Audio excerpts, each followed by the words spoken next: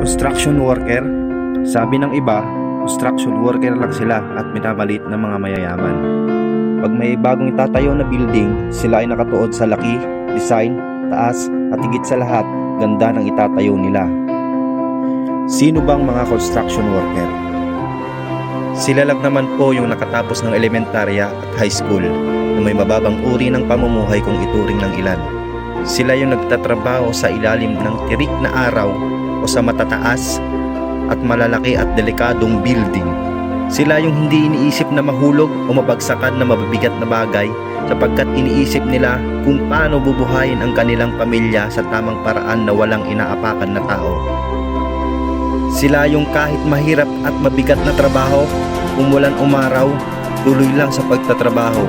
Pero maliit ang sweldo, tinitiis nila para sa pamilya. Ganito nila kamahal ang pamilya.